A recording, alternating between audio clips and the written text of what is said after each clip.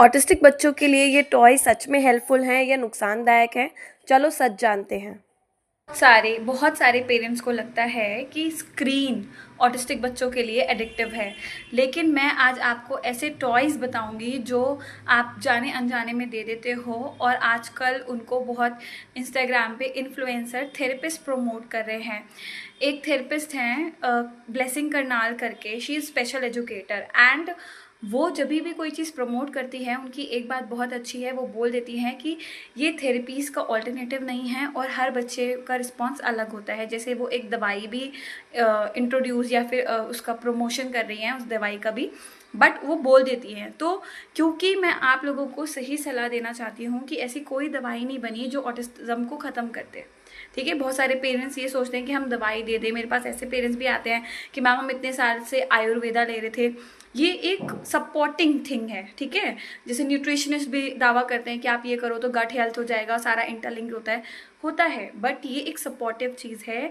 Therapies को ये चीज़ नहीं कम कर सकती हैं। अब थेरेपीज़ भी आपको उन लोगों से लेनी है, क्योंकि मैंने अभी हाल ही में देखा कि ये देखो, ये प्रमोट कर रहे हैं और ये प्रमोट कर रही हैं।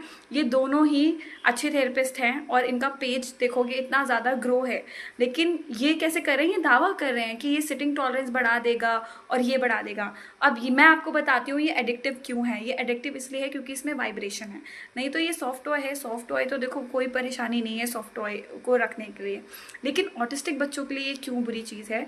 क्योंकि ऑटिस्टिक बच्चों में रिपीटेशन फिक्सेशन बिहेवियर होता है, ठीक है, और उन्हें कोई भी अनयूजुअल चीज़ पसंद आ जाती है, ठीक है। हो सकता है उन्हें अम्ब्रेला पसंद आ जाए, हो सकता है उन्हें कोई लेटर पसंद हो जाए, ऑब्सेशन बहुत ज़्यादा हो जाता है, जिसकी वजह से उनका रिजिडिटी बिहेवियर आता है। तो सबसे पहले जब हम कोई टॉय इंट्रोड्यूस कर रहे हैं, ये वाइब्रेटिंग टॉय है, तो वाइब्रेटिंग टॉय उन सीकर वाले बच्चों को बहुत पसंद आएगा जो प्रेशर सीक करते हैं। अब जब प्रेशर सीक करने वालों को जब ओवर डोसेज हो जाएगी, क्योंकि हम vibration as a therapeutic tool use करते हैं और ये डीप प्रोप्रिसेप्टिव इनपुट देता है बच्चों को, और अगर डोसेज ज़्यादा हो गई तो मैं आपको आम भाषा में समझाती हूँ। जैसे रील की एक हड्डी होती है और कर्वेचर होता है, ठीक है। एक कर्वेचर कभी हम बोन इधर से उधर करेंगे तो पूरी स्पाइन में प्रॉब्लम आएगी ना। ऐसे ही अगर हम किसी भी एक सेंसेस को छेड़ते हैं या फिर ज़्यादा ओवर डोसेज दे देते हैं तो फिर प्रॉब्लम आती है। तो जब मैं वीडियोस मांगती हूँ या डिटेल असेसमेंट करती हूँ तो उसमें मैं ये भी देखती हूँ कि घर पर क्या चल रहा है, कौन से टॉयज़ हैं। बहुत सारे पेरेंट्स मतलब बहुत ही बुरे मिल जाते हैं मुझे, तो कहते हैं कि मैम हम कैसे वीडियो बनाएं। अरे आपके बच्चे के भले के लिए बता रही हूँ मैं, कोई इतना नहीं करता। मैं आपको साफ लफ्ज़ों में बता रही हूँ, कोई इतना नहीं करता, कोई नहीं देखता रीज़न, क्योंकि उन्हें बिजनेस करना है और वो चाहते हैं कि लॉन्ग टर्म डिसेबिलिटी बनी रहे और लॉन्ग टर्म हमारे पास बच्चा चलता रहे, ठीक है। मैं साफ बता रही हूँ, आजकल ऑटिज्म बच्चों को ऐसा है कि आपको एक चीज़ नहीं सिखानी, बहुत सारी चीज़ें सिखानी है, और फिर वो सेंसरी लूप से ही नहीं निकल पाते वो बच्चे, क्योंकि वो आप उनको एक सेंसरी थेरेपी चल रही है बट उन्हें ऐसे एडिक्टिव टॉयज दिलवा दिए हैं कि वो उस चीज़ से बाहर ही नहीं निकल पा रहे हैं। सेल्फ एब्जॉर्ब्ड है, सेल्फ स्टिमिंग कर रहे हैं उसी दौरान, और पेरेंट्स को इतनी नॉलेज भी नहीं होती। एक पेरेंट मेरे पास आते हैं कि मैम मेरा बच्चा जो है ना ऐसे करके बॉल यूँ स्पिन कर देता है। तो कितना करता है ये फ़र्क पड़ता है ना, कि एक बार कर रहा है चलो वो स्किल हो गई, लेकिन वो बार बार यही चीज़ कर रहा है, ठीक है। दैट्स वो मतलब जो वो मूवमेंट है वो सीख कर रहा है।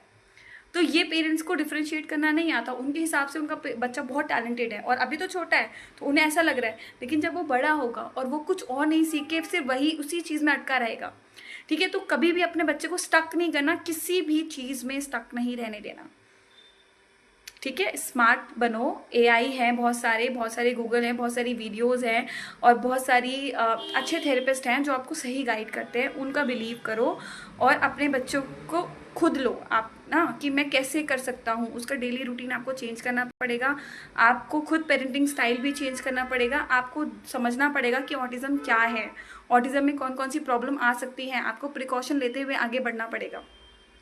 तो आप लूप में नहीं फंसोगे, नहीं तो कोई बात नहीं।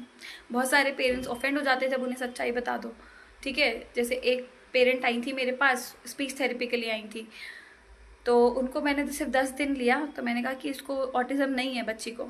तो वो कह रहे नहीं नहीं मैम, बड़े हॉस्पिटल से अमृता से डायग्नोज होकर आई थी वो। मैंने कहा नहीं है, इसको कानों में प्रॉब्लम है। तो कहने लगी नहीं नहीं मैम, इसको ऑटिज्म ही है। तो उन्होंने मुझे बताया था कि अमृता से डायग्नोज है। तो मैंने कहा कि नहीं, आप एक बार इसका ना हेयरिंग टेस्ट करवा लो।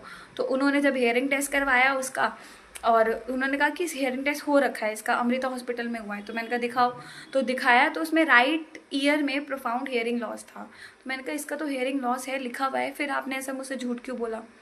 तो कहने लगी कि मैम मैं नहीं चाहती कि मेरी बच्ची को कोई बहरी बोले।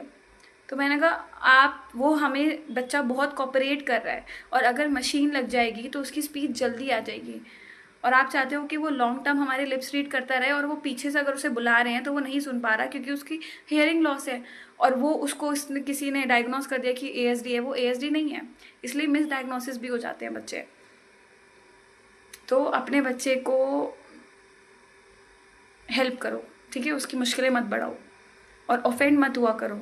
जो अगर कोई बोल रहा है, सिवियरिटी का मतलब ये नहीं होता कि बच्चा बहुत ही वर्स्ट है।